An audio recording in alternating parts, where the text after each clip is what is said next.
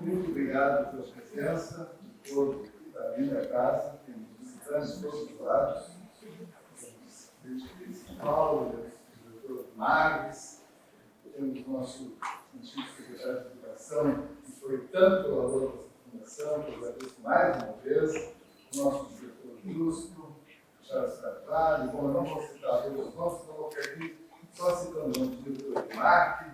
Então, todos vieram homenagear e coroar, né, para aquele coroamento, nossa terra.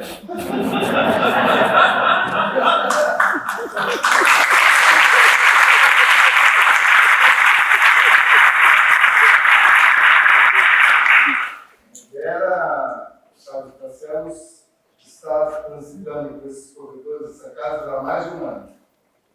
Há mais de um ano, porque a primeira seleção dela, generosamente, foi o trabalho de Tereza. Ela foi buscar no nosso arquivo mais de 3.700 desenhos, guiada pelo Gustavo Cossamar, acompanhada por ele, para mostrar a HP, todas as portas. Ela selecionou 163 desenhos que vocês podem ver no quarto andar. Quer dizer, é uma tarefa que foi duríssima e eu entendo porque ela ficou um ano e tanto transitando nos corredores e já pensando na exposição dela. Nesse início, tanto a Vera quanto eu chegamos a um denominador comum, que foi convidar o Rafael Fonseca. E foi um prazer imenso dessa fundação poder trabalhar com esse jovem curador de uma forma tão intensa e tão dedicada e tão generosa. Ele tem um conhecimento do trabalho da Vera de longa data, sua formação na PUC, né? Na UERJ. Não confunde, na UERJ. E dali vem esse encantamento do trabalho da Vera. E essa aproximação, vocês podem ver os andares aqui dessa fundação, 3 andares dedicados exclusivamente a esses 60 anos de trabalho da Vera. 60 anos trabalhando. O nosso querido Rafael não são 6 dias nem 6 anos, são 60 anos, são 6 décadas de trabalho intenso em que Vera nos traz de uma forma também muito generosa. E por fim, quero agradecer a Veras que, mais uma vez, nos apoia, será o mediador dessa mesa, não vai deixar os dois brigarem, nem discordarem. Essa é a parte boa. Então, eu agradeço mais uma vez, muito obrigado por essa forma tão querida que você atendeu o convite desta fundação. Então, deixo com vocês a tarde de hoje. Muito obrigado. Obrigada, Camilo, pelas palavras carinhosas. Boa tarde a todas e todos. Eu fico muito honrado aqui de ser o mediador dessa mesa com a Vera Chaves, que é uma amiga de muitos anos, e o Rafael, enfim, que acho que é um trabalho incrível que a gente está tendo a oportunidade de acompanhar aqui. E o que eu vou fazer, eu acho que é algo muito informal, assim, né? Eu vou propor algumas questões para eles e depois vou tentar colher, né, um pouco da curiosidade de vocês, enfim, né, que queiram fazer perguntas a Vera ou a Rafael. Vou ficar um pouco fazendo essa mediação aqui, né? E então eu vou começar já, tá bem? E dizer e só enfatizar mesmo assim, fiquei muito contente com esse convite. Acho que é uma honra de fato para mim e fiquei surpreso e contente mesmo. Então, eu vou fazer primeiro uma pergunta para o Rafael, para deixar a Vera aí distensionando assim, aos poucos. Eu não estou nada tensa, eu estava tensa até ontem. Ah, tá bom. Agora deu, né, Vera? Mas eu vou começar perguntando para o Rafael, assim, claro que não é pouco tempo, né? São 85 anos de vida, 60 de trabalho, é uma produção imensa. Eu achava bom se o Rafael pudesse nos contar inicialmente como é que foi, enfim, uma quantidade enorme de trabalhos. A gente tem muitos trabalhos aqui, mas, obviamente, muitos ficaram de fora, né? Uhum.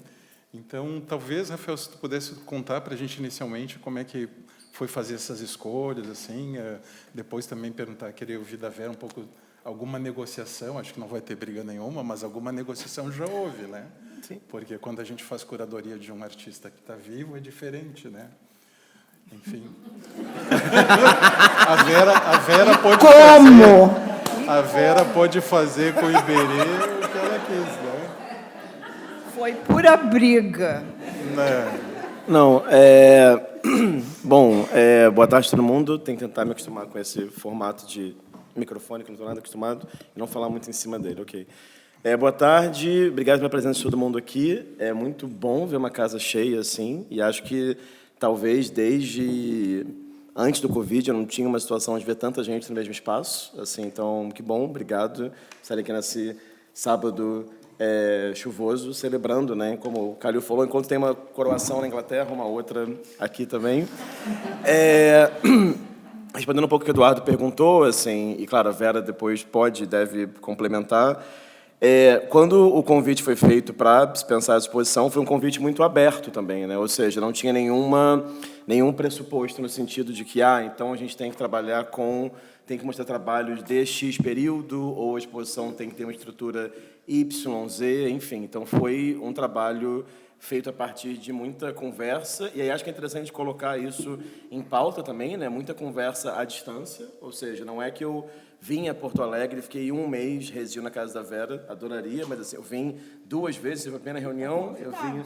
Não, claro, eu sei, e vim uma segunda vez, fiquei uma semana aqui, a gente trocou muito, porque a Vera também tem esse dado que eu acho que é muito peculiar, que ela é uma pessoa muito... Que palavra eu uso? Muito... Vou chegar... A pessoa, vai ser uma palavra muito carioca, vocês vão entender, talvez. Ela é muito pilhada, né? Ela é muito, mais que 110, 220, 330. E acontece que eu acho que ela funciona muito bem também nesse diálogo à distância, né? Então, enfim, inicialmente, acho que a primeira tarefa foi estudar a melhor planta da Fundação. Assim, eu vim aqui algumas vezes, vi algumas exposições aqui, nessa minha relação com Porto Alegre de mais ou menos, sei lá, de mais de 10 anos, desde quando eu vim na Bienal do Roca, né? A 8ª Bienal do Mercosul. E a partir da planta, eu sugeri, pensando junto com a Vera, assim, uma vez que o Calil confirmou que a gente teria o átrio mais 2 andares, porque em algum momento ficou uma discussão, seria 2 andares, seria um andar só.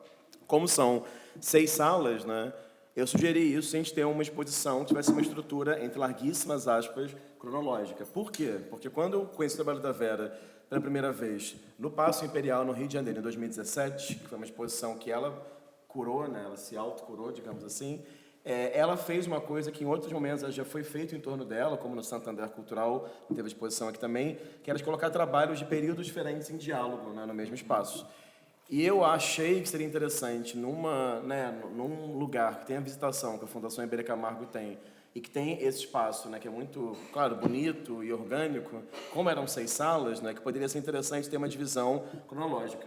Acho também que é um formato de exposição que muitas vezes eu sinto mais falta no Brasil, na medida que eu acho que muitas vezes a gente, quanto curador, tenta pensar muitos recortes transhistóricos de um mesmo artista, e às vezes a gente poderia ser mais generoso com um público não especializado e fazer uma exposição que não é careta no sentido de pensamento, mas que mostra um desenvolvimento daquela pessoa. E acho que no caso da Vera, que ela é muito experimental, quanto diversas mídias, né, da gravura ao Photoshop, né, digamos assim, ao NFT, enfim, não que ela tenha feito NFTs, mas assim, tem os GIFs que ela fez recentemente. Ainda vou pensar sobre isso. Então, tem NFT. Eu achei que fazia sentido ter essa estrutura, né? 60, 70, 80, 90, 00, 10, digamos assim. E no átrio, claro, que tem essa relação mais forte, eu acho, com o nome dela, a figura dela, a autoimagem dela, até a gente chegar nessa resolução do título da exposição, que veio muito no final. Outra coisa que acho importante comentar também, que eu acho que também é um critério curatorial, e acho que muitas vezes a gente não fala abertamente sobre isso, acho importante falar, porque a curadoria não são só ideias maravilhosas e reuniões de trabalhos, mas são coisas práticas. A gente também optou por só trabalhar com obras que são parte do acervo da Fundação Vera Chaves Barcelos. Porque, claro, se a gente abrisse o portal dos empréstimos, a gente teria gastos muito maiores, né? E o número de opções também poderia se triplicar, quadruplicar. Então, acho que a gente tinha esses 2 pontos de partida, né? Esse acervo, essa arquitetura, né? Assim, e esse desejo de fazer uma exposição mais generosa com o público não especializado, né? Vera, talvez Fala o fosse quê? interessante tu contar o seguinte, isso que eu estou chamando de negociação, eu imagino que tenha havido, talvez coisas, o Rafael nos contou como é que ele escolheu, mais ou menos, mas imagino que talvez ele tenha escolhido algo, e daí teve alguma negociação, esse aqui eu não queria, mas esse aqui eu fazia questão, teve isso ou não? Eu acho que não. Pois é, pior que não. Não? Pior é que não, né? Não teve nenhuma... verdade. Tá vendo? Muito entediante. Não, assim, teve então o primeiro, não vai ter primeiro, briga. no Não primeiro houve, não desenho, aí depois a Vera fez um segundo desenho, alterando umas coisas de lugar. Conta aí. Eu acho também que quando a gente faz uma exposição em qualquer lugar, tem que pensar no espaço. O espaço do CISA é um espaço muito bonito, mas ele é um espaço muito específico, assim, ele é aberto, né? Ele tem essas aberturas enormes, assim, e ele foi, eu acho que um museu criado mais para pintura mesmo. Então, tem que usar essas paredes, né, que tem. E agora foi interessante, porque tudo é um desafio, né? Enfrentar uma arquitetura tão bonita, né? Porque é fantástico o edifício. Mas eu acho que deu para funcionar, né? Funcionou bem. Sim. Com a colaboração, a criação do Rafael aí, Não, o curador. Achei muita sintonia quanto às opções, né? E alguns trabalhos tiveram o tamanho deles de impressão adaptado, né, para se pensar o espaço daqui também, como o On-Ice, né, que você conseguiu mostrar todos, assim, reunidos. Então, tiveram algumas adaptações pontuais, mas não teve uma grande, nem pequena, na verdade, né, discordância, né? Assim. Eu refiz alguns trabalhos, né, o Epiderme, que está numa nova versão, e também a Passagem do Anjo, as partes das imagens, que eram, as fotografias, aliás, foram feitas pelo Patrício, eu era o anjo, né, que estava me mexendo lá, e então ele fotografou com esse movimento, e eram umas imagens que tinham saído muito escuras, e agora com o recurso do Photoshop eu consegui recuperar a cor e ter umas 9 imagens novas. Essas não estavam na primeira versão. Então, eu gostei do jeito que ficou agora. Sim. Sim. Eu queria ouvir vocês falarem um pouquinho, então, um pouco nessa continuidade, Vera, porque, por exemplo, o Epidemic Escapes eu nunca tinha visto no chão, assim, parece que teve versões anteriores assim, mas eu conhecia só na parede. Então, acho que tem alguns trabalhos, eles, de alguma maneira, eles são recriados, não chega a ser recriados, mas eles têm uma nova configuração, né, específica para essa exposição, assim, além desses, e eu queria um pouco saber dessa sensação, assim, de ver o trabalho meio reinventado, reconfigurado. É que quando eu fiz em 2009 a minha retrospectiva no MASP de São Paulo, a Glória Ferreira, que foi a curadora, ela botou o trabalho no chão lá naquela parte de baixo do MASP, né? Que eu ocupei também todo o museu lá. Então, toda aquela parte, vamos dizer, tem não os andares onde ficam as outras exposições temporárias e tal, mas toda aquela parte do átrio, né, e do mezanino. E um espaço muito generoso, né? E o bom também é que tinha essa visão de cima. Também, quando foi para o Hammer Museum e para o Brooklyn Museum, foi mostrado assim, no chão. E aqui, eu acho que também a arquitetura do CISA, com as paredes, eu não sei, poderia ter usado talvez a maior parede, né, que tem 2,8 metros, para colocar esse trabalho, mas aí também houve essa conversa com o curador, que ele queria colocar também do mesmo período, ele queria colocar mesas com um trabalho de livros de artista, para o público poder manipular. E aí eu acho que um trabalho como esse não podia ter nada na frente, né? Assim como também eu pensei em algum momento de fazer uma versão do On-Ice para preencher uma parede, mas também com os livros na frente não ia funcionar. Não pode ter nada na frente, realmente tem que ter uma distância assim, tudo muito aberto. Então, tem esses condicionamentos do próprio espaço e de ir adaptando. Eu já tinha essa versão, que é uma versão, inclusive ela é gelatina de prata, é uma versão perfeita, reproduzida em Barcelona por um laboratório especializado em fotografia, a partir dos negativos mesmo, e é uma versão completa do que eu posso... Tem 3 imagens que são retangulares e tem as outras que são quadradas. Eu tenho algumas imagens a mais, mas elas não permitem esse corte quadrado que tem na maioria dessas fotos que estão aí. Então, nós íamos colocar elas de outra maneira, mas, no fim, se resolveu, na hora da montagem, colocar em linha, e eu acho que ficou muito melhor do que aquela primeira ideia de botar em bloco de 2 linhas. São essas coisas assim bem práticas de montagem, que a gente tem que estar em cima. Fiquei em cima até ontem à tardinha, né? Não, porque os montadores são excelentes, mas eles perguntam, né? Porque eles tinham um esboço feito cuidadosamente pelo Possamay, que foi uma figura importantíssima na toda a formação dessa exposição. E eu agradeço pessoalmente a ele, assim, em público, porque ele é incansável.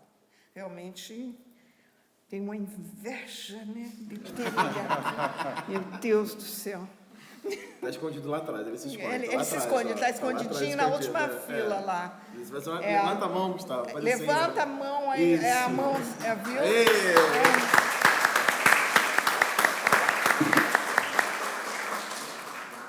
Posso adicionar uma coisa? Pode. Não, porque é interessante pensar, eu acho que também tem uma questão na produção da Vera, e aí também que você poderia, sei lá, relacionar com outros artistas da mesma geração, digamos assim. Eu já pude trabalhar algumas vezes com a senhora Anabela Geiger, né? E também tem uma flexibilidade muito grande na maneira de mostrar os trabalhos de acordo com o orçamento e com a arquitetura, né? Então, trabalhos crescem, diminuem, séries de 12, não é um problema você mostrar 3 trabalhos de uma série, etc. Então, acho que eu vejo o Vergara também assim, então eu vejo alguns encontros geracionais nessa perspectiva.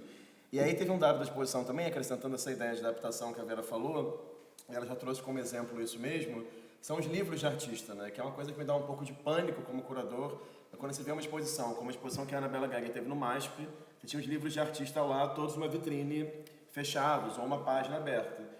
E também acho que o tablet é lindo, né? Muito high-tech, você tem um tablet na exposição, mas ele quebra, desaparece, a bateria acaba, enfim.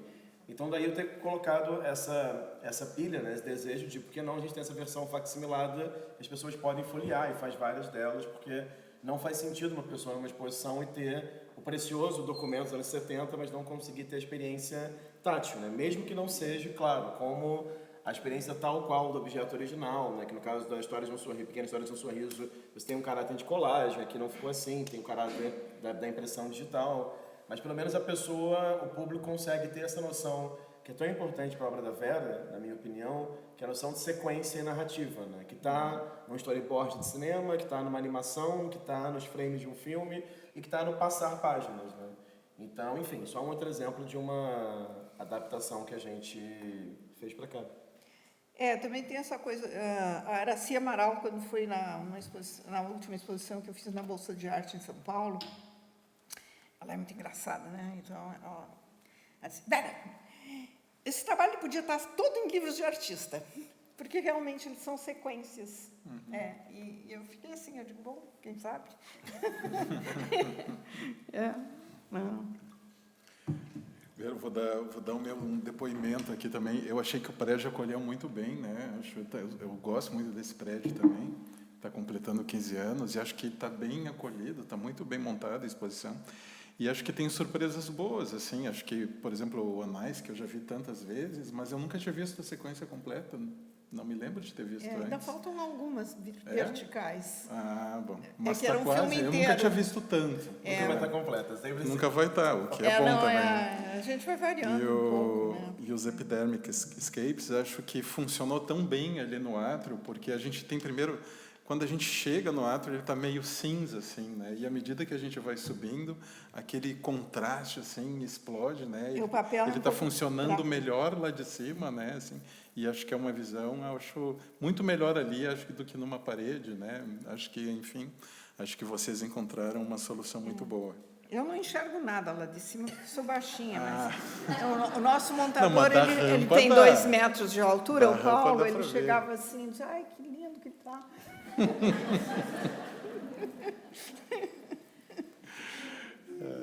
Mas com o celular eu consegui enxergar, eu fazia assim, aí eu tirei foto. Vera, eu vou te pedir para comentar um pouco e convidar também as pessoas para fazerem perguntas, então fiquem à vontade, por favor, podem levantar a mão, será? Mas, Vera, queria te ouvir falar um pouco, assim, no primeiro momento eu me dei conta que a retrospectiva do Santander já faz bastante tempo, já são uns 15... Foi em 2007. Pois é, bastante, né, já. E eu queria que eu te ouvisse falar um pouco sobre essa sensação assim de reencontrar justamente e às vezes envolver novas decisões, um pouco como é que é um pouco fazer esse balanço assim e continuar produzindo, né? Em volume, essa exposição aqui é menor que a do MASP, por questões espaciais mesmo, né? Talvez até menor que a do... Porque essa exposição que ele falou, que eu fiz a curadoria, foi muito engraçado lá no Paço Imperial, porque eu propus uma instalação para usar uma peça só, um ambiente só. Ela disse, mas tu usa esse ambiente, tu tem que usar aquele outro. Aí eu digo, bom, então tá, a gente tem um projeto para o outro. Ela disse, mas esse aqui, então tu tem que usar o outro. E no fim, acabei com meio andar inteiro. E eu fui indo, botando mais trabalhos. Foi assim a minha curadoria. Foi uma coisa muito... Foi sem querer, total. E ficou uma exposição que não tinha os meus best-sellers, assim, não tinha o Onice, não tinha o Epiderme, que eu achei muito bom. Era mais trabalho de fotografia, manipulações, se chamava assim, fotografias, manipulações e apropriações. Era isso, né? Que eu me aproprio muito de imagens dos outros, né? Que, aliás, a questão dos direitos autorais, eu acho, assim, muito polêmico, né? Porque a cultura é toda feita de apropriações, né? Se não houvesse as apropriações, não haveria... os romanos não teriam imitado os gregos, e por aí vai, né? Vou dar aula de história, porque não sou historiadora. Eu vou pedir, então, para vocês comentarem alguns trabalhos pontuais, assim, que, de novo, assim, eu estou me tomando como parâmetro aqui, foi uma surpresa grande, aqueles desenhos do Guaíba, por exemplo, achei tão bonito aquilo. É um trabalho totalmente impressionista, né? E raro, assim, achei lindo. Não, ele pertence, assim, a uma fase que eu estava achando que eu não prestava atenção para as coisas, então... como eu morava num apartamento ali na Burum, aqui na Zona Sul, né? E tinha essa vista do rio, eu pedi emprestado para um amigo meu um Super 8 que eu não tinha. Então, eu colocava a máquina assim e filmava 1 minuto. Porque cada vez que eu olhava o rio estava diferente, e o céu estava diferente. Mas era impressionante, a mudança era... de 10 em 10 minutos, ou 15 em 15 minutos, ele já estava diferente. Então, esses desenhos são pequenos, porque eles também foram... Eu fiz o filme e fiz os desenhos. É um trabalho de 1980, né? E os desenhos são pequenos, porque eu tinha que desenhar muito rápido, porque o modelo mudava muito rápido, né? Então, foi por isso mesmo.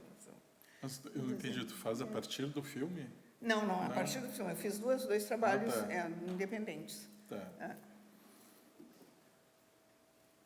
E esse filme também dá para desenvolver, porque o problema também da luz, eu depois ainda quero desenvolver mais eu tenho o filme, eu tenho escaneados os fotogramas e posso trabalhar com o Photoshop, faz o mesmo trabalho que faz a luz do sol, então é muito interessante, porque a gente pode pegar aqueles negativos, aqueles originais, digamos, e transformá-los em outras coisas. Porque também o meu trabalho, acho que é muito em cima de, como dizia o Manuel de Barros, eu sou um apanhador de desperdícios, de qualquer coisa dá para pegar e fazer alguma obra de arte, é só fazer, né? Bom. Acho que tem isso, Vera. Eu acho que uma das coisas que impressiona assim na exposição me pareceu que claro que tem vamos chamar de, não é uma metodologia, mas é um protocolo mais ou menos parecido assim, né, dessa seriação, de fazer isso um modo de olhar para as coisas, né? Mas com resultados muito diferentes e muito distintos uns dos outros, assim, né? Tem uma mesma lógica, mas com questões totalmente diversas, assim, né? Ora tá tratando de uma coisa, ora de outra muito diferente. Assim. Que a gente... Não tem uma repetição nesse sentido, né? Eu acho que também eu trabalho muito com a circunstância. A circunstância me sugere. Por exemplo, esse da Casa Zubu, que eu não sei se vocês perceberam o que acontece ali nesse trabalho das casinhas. Alguém tem alguma observação sobre ele? Que são as fotografias das fachadas? Eles têm um texto, né? Você lembra?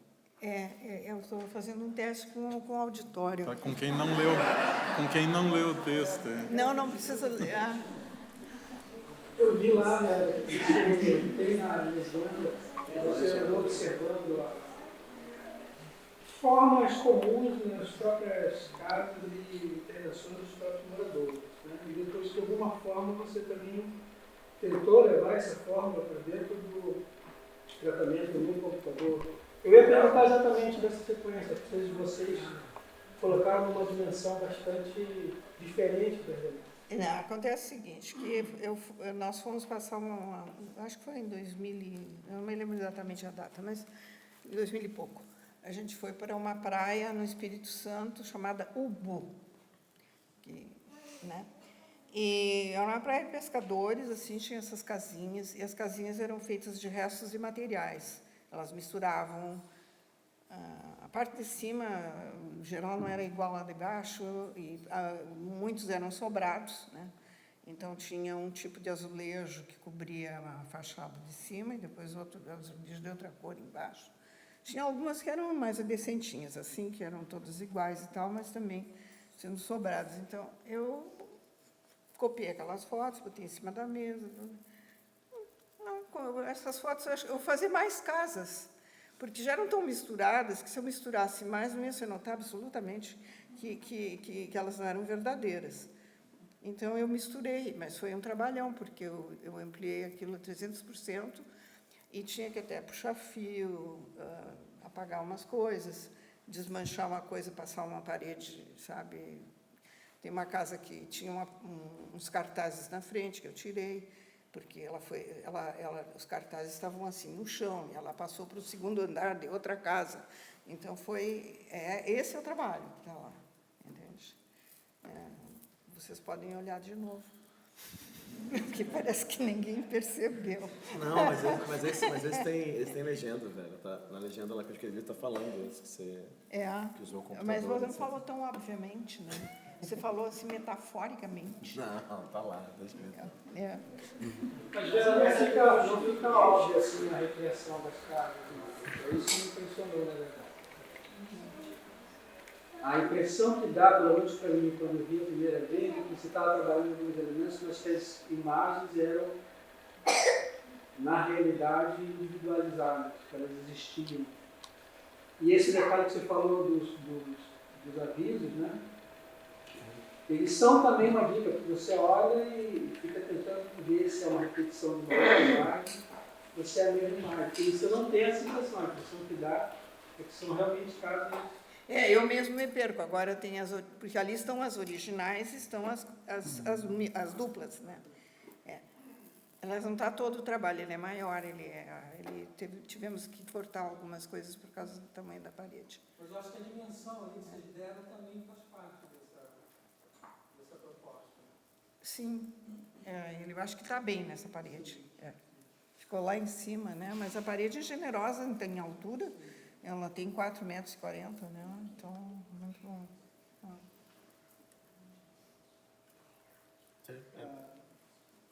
Quer o microfone?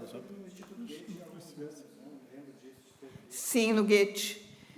Tinha umas verticais, tem umas verticais também, aqui eu mostrei só as horizontais. O que me chamou a atenção foi justamente o que estava comentando agora, que quase como uma operação cirúrgica, não em termos, obviamente, mas de fazer essa junção entre uma casa que sabe-se lá onde se encontra com uma outra que não se sabe de onde necessariamente veio, mas às vezes se encontrava aquela metade da casa ou parte dela, se encontrava naquela imagem, ela aparecia na outra, casada com uma outra casa, né? Tem alguns jogos assim que elas estão... Tem 3 casas que têm alguns elementos comuns, então... Exato. Também foi isso acontece. que eu senti naquela ocasião, esse recorte, né? Foi uma brincadeira, né, assim, mas eu acho que também é um documento da grande mentira que pode ser a fotografia, né? A imagem é mentirosa. Hoje em dia, já era no tempo da Rússia, né, lá que eles apagavam os personagens, né? Mas do regime Até Vera soviético. Chaves desapareceu. Bom, isso é... Bom,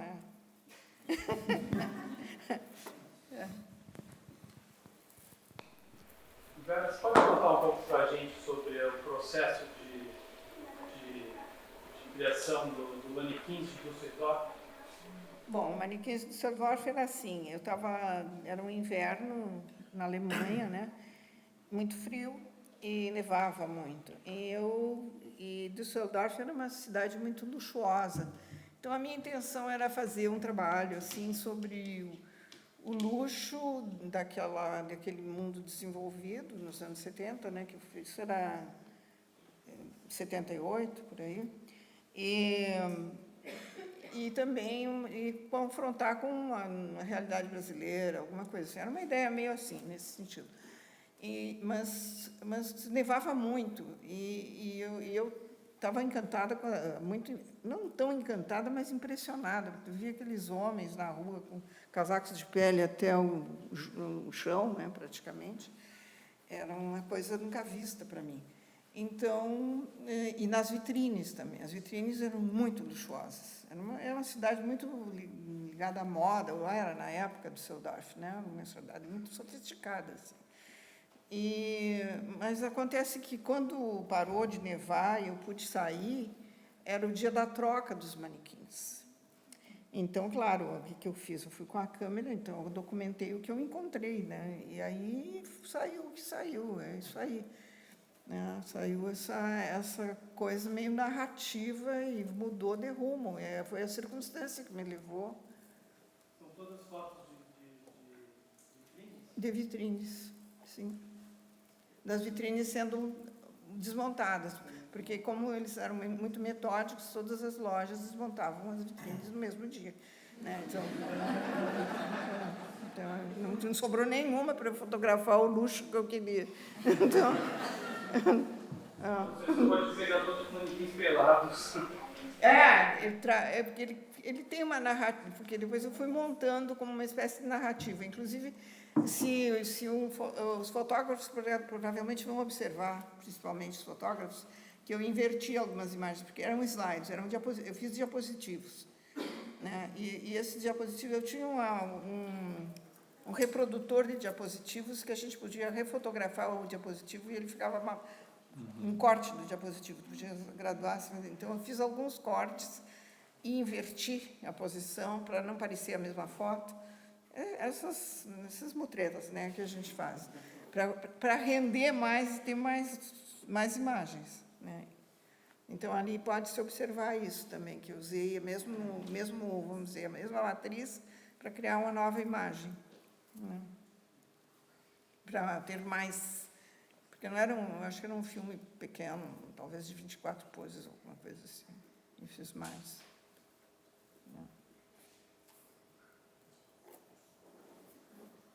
Vera, vou te pedir para falar um pouquinho sobre a tua curadoria de Iberê. Acho que tem algo que eu tive 2 sensações assim, meio imediatas. Assim. A primeira, a gente entra na sala, parece que tem muito trabalho.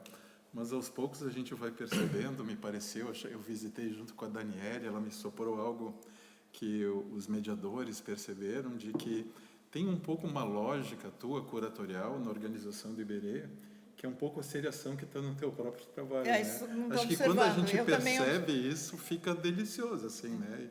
Eu gostei mais ainda da exposição do Iberê depois que me dei conta assim, que tem Estão lá os autorretratos, os retratos da Maria, e mesmo a parede que é só de carretéis tem umas lógicas ali, muito Vera Chaves, assim, né?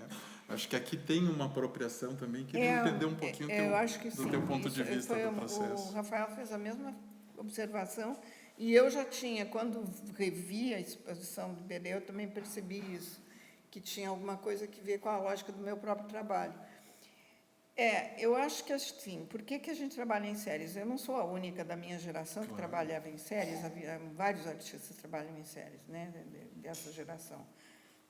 Mas é porque nós viemos de um momento em que a gente questionava um pouco a obra única, a sacralização da obra de arte e tal. Então, a gente valorizava mais o que ela significava, entende? Então, e sempre a comparação de duas imagens adquire, parece que, mais significado do que uma imagem só. Eu tenho algumas poucas, vamos dizer, obras, a não ser as obras bem anteriores, vamos dizer, essas dos anos 60, que são obras únicas, embora estejam numa vitrine ali, mas são desenhos que eram feitos como modelos para a Chilo também era uma obra única. Mas no momento em que eu passei assim a fotografia, eu já comecei com séries. Mas eu tenho assim, raras fotografias minhas, elas valem como fotografia única. Sempre é uma série e ela leva o espectador a uma reflexão a respeito de alguma coisa. Então, eu acho que também é um traço, não é só meu isso. Então, esse aspecto eu levei, provavelmente, inconscientemente, só me dei conta depois das escolhas que eu fiz, de dar uma certa seriação a essa seleção das obras do Iberê, quer dizer, retratos de Maria, os autorretratos dele, mas botar todos juntos, né, para ter uma certa unidade. Eu gosto muito do que eu chamo das estranhezas também, que é aquele mundo do pesadelo, do inconsciente dele, que está presente ali violentamente numa série de 9 trabalhos que tem ali, e que são muito incríveis. Tem outros, né? Porque isso aí são bem ilustrativos aqueles, né? Parece assim, são dos fantasmas dele, porque ele não era fácil, né? Não era fácil. Não. E por que a opção de mostrar só os desenhos? Eu acho assim que a pintura já foi bastante mostrada e eu pensei, inclusive o Possamay também, que fez todas as simulações, né, das paredes, eu comecei pela pintura, mas depois eu resolvi, quando vi aquela quantidade de desenhos, que são 3.700 desenhos, é uma loucura, né? Então, eu achei que ali tinha um universo suficiente para fazer uma exposição interessante. E eu acho que também esse lado, assim, fazer uma coisa um pouco diferente do que já tinha sido feita até agora, sei lá. E fiquei contente com o resultado, assim, o pessoal está gostando, parece. Bom. Eu tenho um palpite também, Vera, talvez no desenho do Iberê, o aspecto mais investigativo dele fica mais evidente, né? Que acho que é uma questão que para ti, como artista, é muito cara também, né? A gente vê na exposição também, né? Tua própria, né? Quanto está evidente isso. São processos completamente diferentes. Ele foi um grande pintor, não há dúvida nenhuma. Na pintura, o processo de pintura do Iberê, embora eu nunca tenha pertencido a esses grupos que viram ele pintar diretamente, assim, mas a gente sabe como era o processo. Ele pintava, ele não gostava, pintava aquela tinta caríssima, depois raspava tudo, né? E começava de novo. Desenho não é possível. Desenho, tudo que botares no desenho fica. Então, ele é mais revelador de um processo direto, assim, que vem do gesto do inconsciente. Está ali a Nara, que sabe bem dessas coisas. E E algo, acho que me lembro de tu comentar comigo há muitos anos, era o quanto o trabalho de Iberê, e a gente pouco refere a isso, o quanto era uma performance também, né? Sim. O trabalho dele em si, né? Ele gostava de que as pessoas vissem ele pintar. Isso. Por E não quê? se importava que filmassem também. Também outra coisa que eu falo no texto, porque as pessoas hoje não leem mais, então eu vou falar para vocês. É que não leem, né? Eu também não leio muito mais, mas é uma consequência dessa vertigem que a gente vive hoje. Mas, não, que eu acho que ele chamava as pessoas para pintar, alguns podem pensar que fosse por vaidade, não.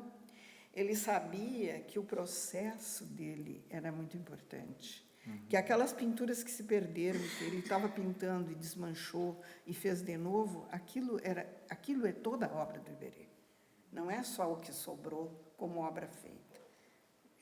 Isso é maravilhoso, mas isso se perdeu no tempo, né? Era a ação de pintar, porque ele entrava dentro daquilo. Ele mesmo tem aqueles textos que ele diz que ele entrava numa espécie de uma bolha e ia, né? Eu acho que realmente a forma de pintar do expressionismo talvez a forma mais autêntica de fazer pintura. Eu ainda gosto muito disso, entende? Já por questão de geração, assim. É um aspecto da modernidade, mas eu acho que é muito interessante. Porque fazer um contorno e depois preencher de tintinha não é a mesma coisa.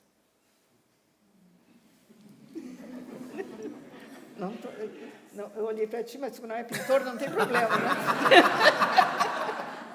Mas olha só, já que a gente está falando sobre essa exposição do Iberê, vou fazer uma pergunta aqui, queria que você falasse um pouco sobre, que eu acho também que tem uma coisa peculiar na sua trajetória, que é, claro, o fato de que você, mais do que arte visual, tem a fundação também, e essa também não é a sua primeira curadoria, né? Você já organizou outras exposições. Não sei se toda vez que você organiza uma exposição você assina como curadora, mas enfim, a gente esteve na fundação. Eu não gosto muito do termo, na verdade. Eu acho que organizadora é melhor. Então, mas já que você foi organizadora, então eu queria que você contasse um pouco como que é o seu processo de organizar uma exposição também. Porque como é que você, quando você tem, ou na fundação, um convite para organizar uma exposição, como é que se dá isso, entendeu? Não sei. A Paula Ramos, que não pôde vir, ela, quando tem um orientando, ela diz desorientando. Eu acho que eu desorganizo as exposições, na verdade, um pouco. Mas é uma coisa que te dá prazer de pensar uma exposição. Claro, assim, eu gosto muito. Eu não sei, eu gosto muito do trabalho dos outros. Gosto. Às Vera, vezes, vou às vezes eu gosto um pouco do meu, mas dos outros eu gosto muito. Eu acho essa curadoria muito autoral, assim. Sim, né? total. É muito autoral. E acho que quando a gente... É quase como...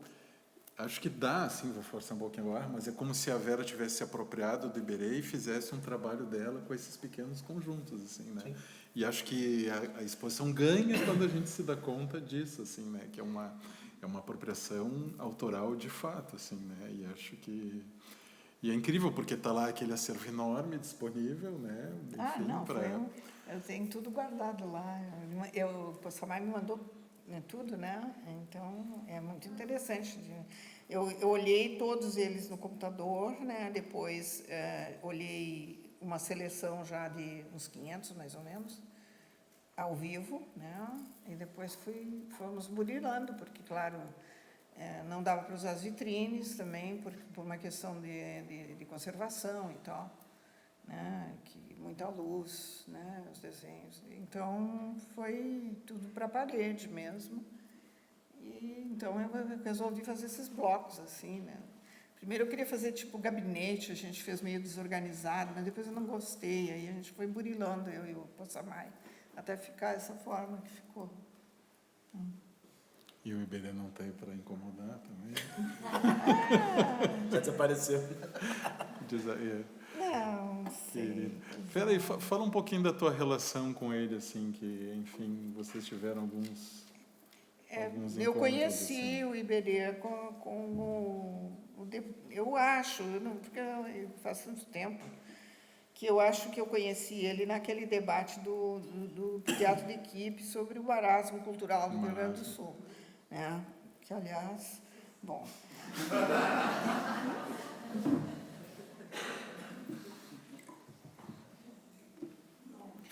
Não, porque... Não, é melhor não falar.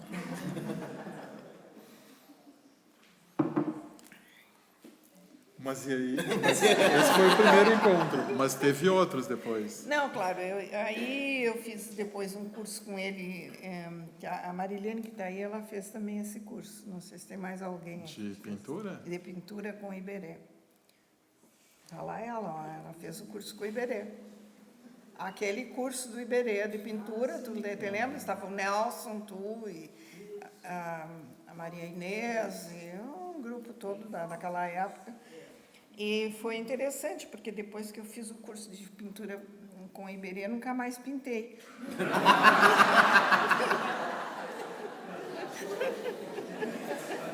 Acontece, né? Aí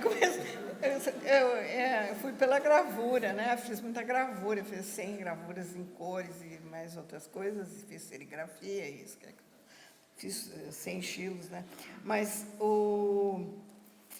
foi isso, e aí depois, lá nos anos 70, comecei a fazer fotografia e me liberei muito da coisa da cor por um tempo, fiquei lá no PB, na foto PB e tal, textos, essas coisas.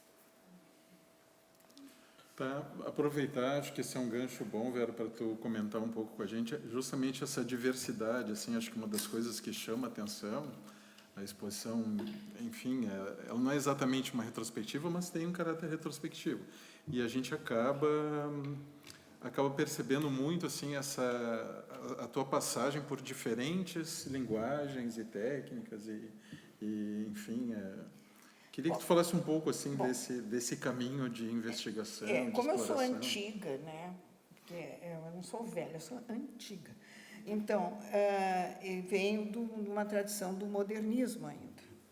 Então, eu tenho a minha fase moderna, são aqueles desenhos, são aqueles objetos, aqueles que eram para manipular, que agora ali, então, tipo assim, não tocar, né? É horrível, mas, enfim, assim, são lá dos anos 60. Não vão ser refeitos, né? Eu acho que não, né? Então, tem muitos se perderam, né, dessa época, mas alguma coisa se conservou. Então, depois, eu acho que assim, são trabalhos ainda filiados à forma, à cor, que é um característico do modernismo. E deu essa ruptura, de repente, lá por 72 eu comecei a usar fotografia e também por influências de leituras, de olhar para o lado, de ver o que estava acontecendo no mundo. Eu sempre tive um pensamento assim, mais universalizante, né? Agora nós temos uma fase assim, que o Brasil está mais voltado para ele mesmo, da região, das etnias, tudo isso que é válido. Mas naquele momento era isso, entende? A gente tinha que olhar para fora, né? Então, era aquele pensamento mais assim, de saber o que estava acontecendo no mundo. Então, estava acontecendo mil coisas, tinha arte da terra, tinha isso. Eu dava aulas na Fevale, na época, eu ainda estava fazendo gravura, mas eu já estava bem informada. Meus alunos tinham aulas assim, mostrava aquelas performances todas dos artistas da vanguarda, tinham feito ontem e mostrava amanhã, né, a coisa. Então, a gente estava informado disso. Então, tudo isso influenciou bastante, eu acho. Agora, um artista que me influenciou também bastante, que é um brasileiro, que é o Cildo Meirelles. Quando eu cheguei numa exposição e vi um trabalho do Cildo, que tinha assim, só um texto, e que descrevia alguma coisa que tinha que acontecer, um ângulo, não sei o quê, eu digo, ufa, isso é outra coisa, né? Então, era uma maravilha, né? Agora, deixa eu fazer uma pergunta que tem a ver com o que o Eduardo perguntou também. O que me chama muita atenção na sua trajetória e na exposição também é como você foi lidando com mídias muito diferentes, né? Assim, eu estive na sua casa, você ficava lá mexendo no Photoshop, você mesma estava editando, fazendo coisinhas no computador, e eu queria que você... Isso me chama a atenção, essa sua inquietude, assim, entendeu? De trabalhar com gravura, depois trabalhar com fotografia, depois trabalhar com shadows, depois ir para o desenho, ou seja, tem uma coisa de você nunca ficar muito quieta numa linguagem só e sempre estar muito aberta a novas mídias, né? Que é uma coisa que não é comum de qualquer artista, da sua geração ou qualquer geração, né? Ou seja, como é que é isso, assim... Bom, acho que eu não sou a única também Não, que sou não é. inquieta, né? Mas a minha mãe, quando eu era pequena, me chamava de azogue, quer dizer que eu acho que é uma coisa da minha personalidade mesmo. Eu queria só comentar mesmo essa passagem das técnicas, né, que vocês estavam comentando, desde o dachilo, da pintura, até os ditos novos meios. E acho que... Eu acho que houve uma ruptura, na verdade, porque houve um momento assim que eu achei que eu estava muito alienada, assim, que eu queria... a fotografia me deu um olhar muito concreto para o mundo externo, que eu estava trabalhando muito com uma coisa assim mais interna, talvez, de símbolos abstratos, ou quase, né? Então, foi uma conscientização, eu digo, tenho que prestar atenção para o mundo ao redor, e comecei a trabalhar com textos e fotografia. Leitura da imagem, o que aquela imagem podia significar, concretamente, o que ela tinha de conteúdo. Se você vê uma imagem, ela tem alguma coisa que ela comunica, né? Então, foi isso, eu acho, mais uma consciência assim, de que eu tinha que prestar atenção. Então, principalmente nesse trabalho já dos anos 80, que eu chamei toda a série da atenção, né? Mas eu acho que é uma coisa que aconteceu com alguns artistas também, né? Que passaram de uma fase moderna, da minha geração, digamos, para uma coisa mais conceitual. E o caso da Anabela, talvez, também. Regina Vater também. A Regina, vários. Eu tenho a impressão que tem ruptura, mas tem muita continuidade também, Sim. né? Porque às vezes até o xerox e volta o gesto, A volta a Regina cor, Silveira né? também pintou muito, também Sim. de forma expressionista, né? Que era ainda uma coisa mais moderna, né? Ela nega muito isso, né? Essa fase dela, ela desapareceu com isso, né? Ela tem isso também. Bom, não, eu queria aproveitar esse gancho, porque eu estava pensando, cumprimentar, não é, Vera, Rafael pela curadoria, pela exposição, e Eduardo por estar aqui nessa mediação, né? Mas pegando essa questão das técnicas, eu fiquei pensando, pelo menos no que eu conheço do trabalho da Vera, que tenho acompanhado, e das conversas que temos, não é, essa questão da imagem como um disparador de muitos trabalhos, inclusive estes que funcionam, operam como instalações. Porque eu acho uma questão interessante do teu trabalho, quando tu vai, não é, a imagem é algo muito forte, né? E às vezes ela tem muito essa questão que tu falaste do encontro.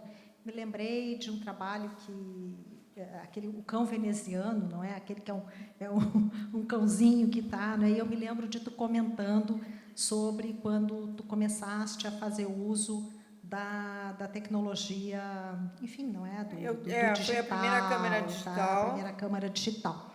E eu gostaria que tu falasse um pouco sobre essa passagem, esse uso, não é, da fotografia de câmera com negativo. E porque, como não é bem o Rafael lembrou, não é, tu sempre vai investigando, trabalhando com a imagem, ela nunca é uma só. Tu mexe com ela, não é? Tu joga com esse paradigma da veracidade, não é? Essa da fotografia representar ou trazer uma marca da realidade, e tu, mas, na verdade, mexe com isso, não é? E instalações que elas têm uma imagem como ponto de partida, depois vêm os objetos, aqueles jogos com os textos, toda a série dos testartes, onde tem uma interação também com o público. Outros trabalhos teus, não é? Em que o diálogo, a relação com o público é muito significativa. Mas eu gostaria de te ouvir de novo um pouco mais e até situar. Agora, não é, passado bastante tempo que tu investe no digital, da possibilidade de manipular as imagens, se tu sente assim que tem realmente uma diferença nessa fotografia que fazíamos com câmeras analógicas, e que, claro, tu tinha que esperar para revelar, para saber o que o filme ia te trazer ali, não é? E agora a possibilidade de usar o digital, que tu já vê a imagem ali enfim, não é? No display. E que tu pode operar com ela também, manipular, mexer, transformar, como na série das casas, não é? Que eu me furtei de falar, né? Porque a gente tinha conversado tanto sobre esse trabalho, não ia comentar Eu gostaria de te ouvir sobre isso. Agora, passado já bastante tempo, não é que tu tem uma experiência tão forte com esse... Eu acho que existem diferenças e vantagens e desvantagens dos dois tipos de fotografia. Um exemplo poderia dar essas fotos de filmes que eram filmes que estavam passando na televisão. Então, com algum tipo de câmera mais tradicional, digamos, com negativo, né? A fotografia sai de uma forma. Com a digital, sai de outra forma. Se fotografas da televisão com a câmera digital, sai de outra forma. Então, e eu acho também que é um exemplo assim da coisa da linguagem específica da fotografia é que a câmera realmente ela tem um olho diferente do olho humano. Nas fotografias dos filmes, justamente na série essa de película, que é curioso porque tem coisas que nós não percebemos, o olho não percebe e a câmera percebe, que justamente são as transições de imagem de uma para outra. A gente não vê isso, mas a câmera pega. Casualmente, né? Porque tu também não vai intencionar, mas tu fica clicando ali, essas passagens ela pega. E pega melhor a câmera não digital. A digital, como é muito rápida, talvez, ela ou dá aquelas perturbações. É curioso isso. Então, existem certas diferenças, assim. Eu acho que a gente tem... Eu queria pedir que você comentasse sobre aquele vídeo que você tem uma barreira com luz vermelha. Qual é o vídeo? Aqui das bofetadas, eu acho. O das bofetadas? Bom, é que era uma irritação profunda, né, com a Guerra do Golfo ali. E foi... Não, a Guerra do Golfo não, ali já é a Guerra do Iraque. E foi... Eu estava em Barcelona e havia, assim, protestos grandes, o pessoal ia para a entrada das forças espanholas na história. Então, o pessoal ia bater panela nos terraços, né?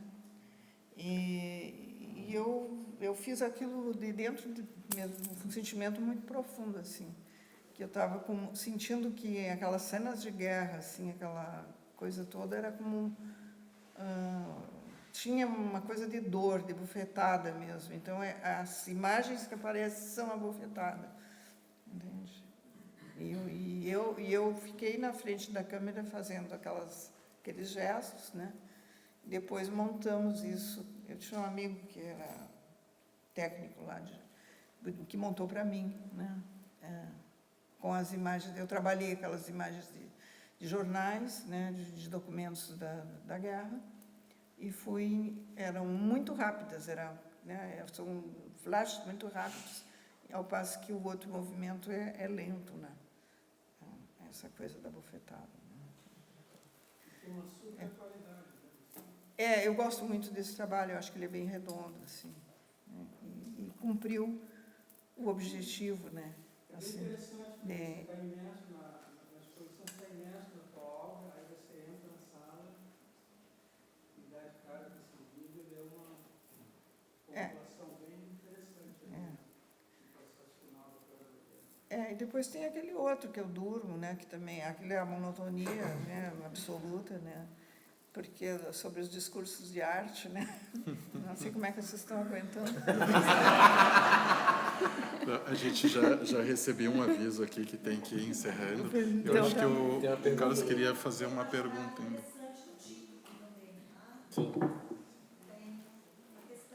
Isso é com ele aí. Você está falando do quê? O título. Sim. Agora, mas eu estava ouvindo, assim, fiquei pensando que tem uma perspectiva bem contemporânea. O título é Nola Guerra, sim, isso é contigo, né? Comigo. Do título do trabalho. do trabalho. Nola Guerra. Pensei que estava falando do título da exposição. Tá.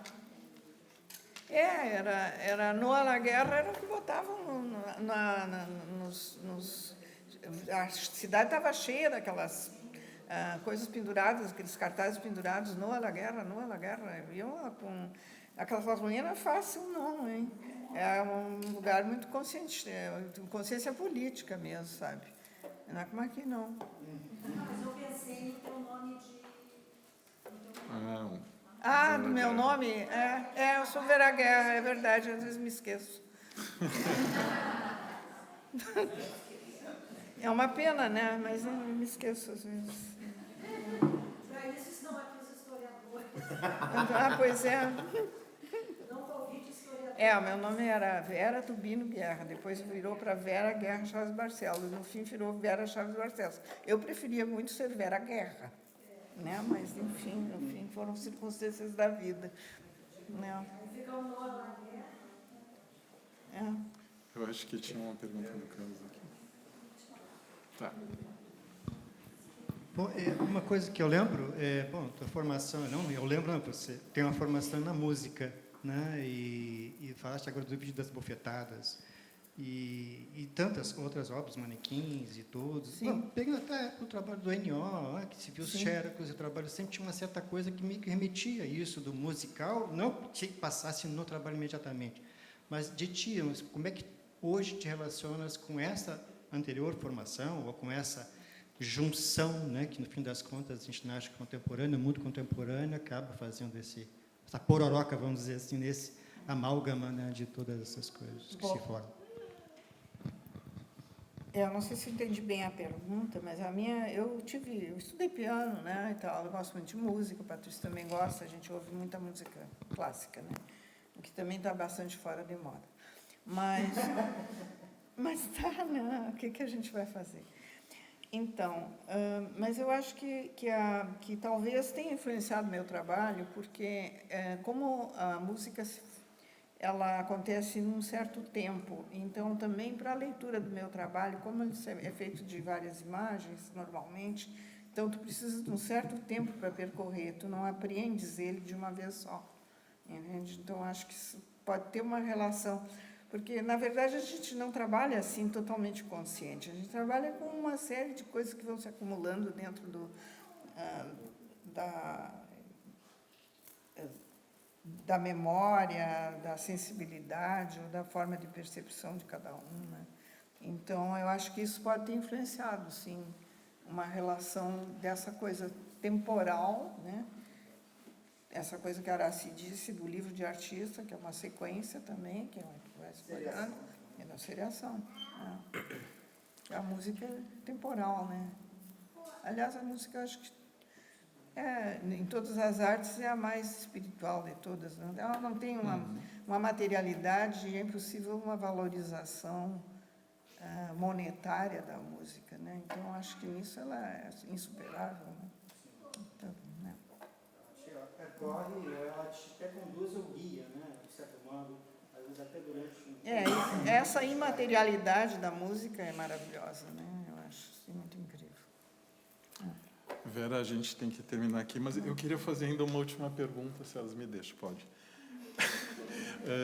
Tem, em diferentes trabalhos e de diferentes épocas, tem vou chamar assim, um toque, eu não diria feminista, mas tem uma preocupação com o feminino, assim, né? As mulheres que dão o próprio nome,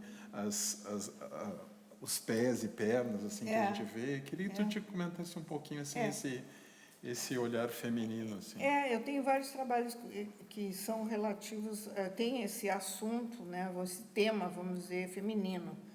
Eu não me considero uma feminista, assim, né, também pelos direitos da mulher, essa coisa toda, eu acho que é uma coisa válida e tudo, mas nunca fui uma militante nesse sentido, não seria a minha ideia principal, né, mas eu acho que eu tenho mesmo realmente alguns trabalhos e fiz, inclusive na Catalunha, no museu lá em Gerona, eu fiz uma exposição pinçada só com esses trabalhos. Ligados àquele, né, o Dones de la Vida, né, que tem aqueles 200 e tantos nomes de mulheres em placas de mármore. Né, então, tem isso, sim. Agora, das pernas, o primeiro trabalho tinha pernas de homens e mulheres, e eu depois me dei conta que as mulheres eram mais reveladoras, né? Assim, Sim. Então tá. Eu acho que eu só vou comentar aqui, sem desfazer de maneira nenhuma o dinamismo, enfim, e o fôlego do Gustavo, mas acho que a gente riu quando a Vera falou isso, porque, na verdade, é o fôlego e o dinamismo da Vera que nos surpreende e encanta a todos, assim, né? Acho que como o Rafael pontua no texto dele, na abertura lá, 85 anos não são 85 dias, mas é impressionante, assim, acho que essa vitalidade da Vera é fascinante, assim, né, enfim, acho que é por isso também, né, que esse auditório está lotado aqui para homenagear ela hoje. Obrigada a todos, então, obrigada pelas essas palavras.